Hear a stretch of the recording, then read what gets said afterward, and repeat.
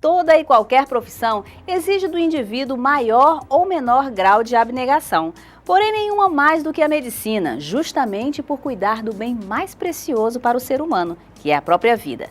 A medicina é uma profissão de fé e exige como principal ferramenta a vocação. Eu me chamo Francisco Valdenei Rolim, mas sou chamado de Valdenei. Meu sobrenome é Rolim, eu sou de origem interiorana.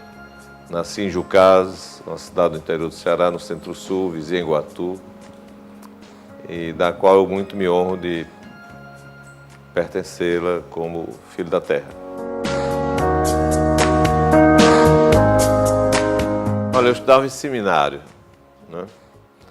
E numa prova oral de ciências, eu fui arguído sobre pequena e grande circulação do coração, na época.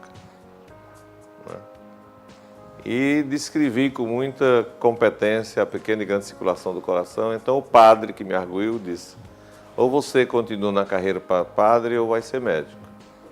Por conta daquela inclinação que eu já tinha desde rapazinho, de adolescente, dentro da medicina, eu resolvi logo no segundo ano fazer cardiologia e me direcionei meus estudos mais para esse tipo de especialidade.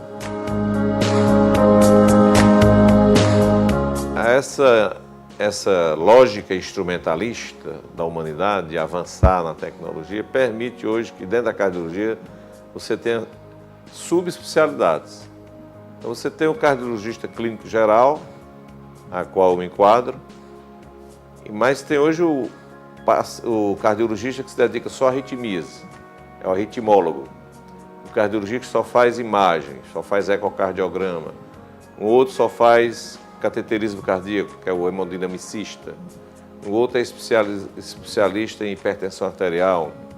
Um outro em cardiopatia congênita de crianças. Então, assim, outro faz cardiogeriatria. Então, tem muitas subespecialidades dentro da especialidade médica da cardiologia.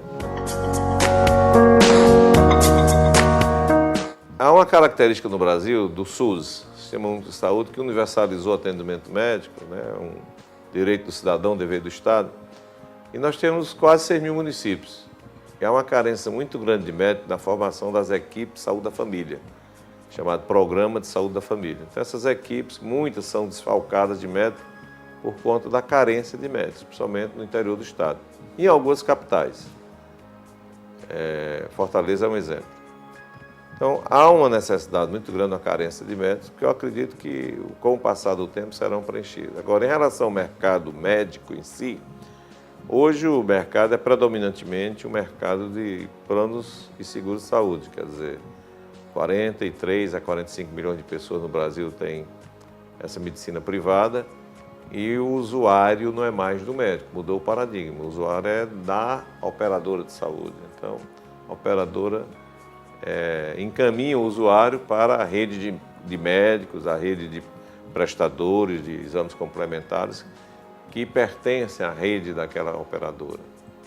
Então, o paciente hoje é do plano de saúde, quer público, quer seja privado. E em relação à clientela particular, é um mínimo percentual da sociedade que tem essa condição ainda de pagar a medicina, porque a medicina é muito cara. Uma característica do médico, da medicina, porque você trata de pessoas. Então, primeiro você tem que gostar de pessoas. A segunda condição do médico é que ele sofra com o sofrimento alheio, que é a própria compaixão. Então, são duas características fundamentais na profissão médica. A terceira característica é a disponibilidade.